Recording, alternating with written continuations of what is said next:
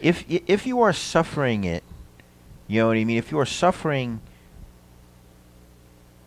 what you're seeing happening in the world, then you're not where you think you are. I wouldn't say suffering, Good. but I would use the word, you're just deeply affected. You know, you see it come and you see it go. You don't want to become numb to the world. It's the world's You're not suffering. numb. You're not numb. You're accepting. You're compassionate. You know Sadhguru, right? Sadhguru and Deepak were having a conversation on the stage one time I was watching on YouTube.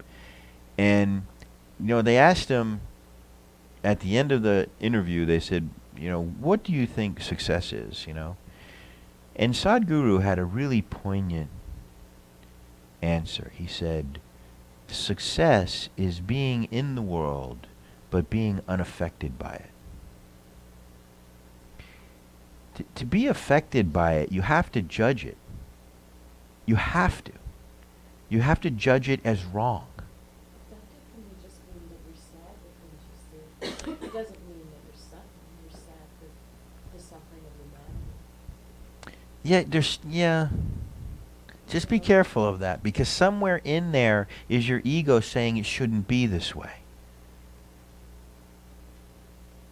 And it's not callous to allow life to unfold naturally as it is. Who am I to say that I know what experiences beings should be having at this point in our evolution more so than the intelligence that created all of this? Isn't it a bit grandiose of me to say that, hey, you shouldn't be suffering? What's going on here? That shouldn't be happening. Or we become more aware of the dysfunction in our lives and around us. The more spiritual and open we become, we see our families who are really dysfunctional, or the workplace, or the just what's going on around us in our world and life. And I think that it's a little bit hard at times to be around all of that dysfunction and still try to be in a centered place. I think it takes practice, at least for me. And what you're You know. practicing, though, is not judging it, is Right. not letting your ego sneak in. To not judge it, but to also not become swept up in it. You know, people can suck you up into the dysfunction. Being swept into unconsciousness. Yeah. What you mean? Yeah. Yeah. Like yes, because you know, like if you're not careful, you'll start to feel pain inside you. When you feel that pain inside you, you're going to get sucked up into your mind. Yeah. And now you're in pain, and now you're in your thinking mind, and you're choosing sides, and this is why humanity is destroying itself in some ways, you know. But yeah, when you begin to see things clearly as they are, you know, you begin to realize, you know, that consciousness is not really a common thing here, you know. But it's becoming more common, you know, and the world in many, many ways is functioning far better than it ever has. You know, you think about maybe, what was it, like 70 years ago, you know, there was millions of people dying in wars, you know what I mean, in world wars, like well, I can't even imagine. And, you know, that's not really happening now, you know. There's still a lot of garbage, but nothing like that. So, you know, and I think, too, that with, you know, all of this equipment and stuff, you know, this information is really available to a lot more people. You know, I can sit in satsang with Muji in my living room now, you know, and he's in Portugal, you know.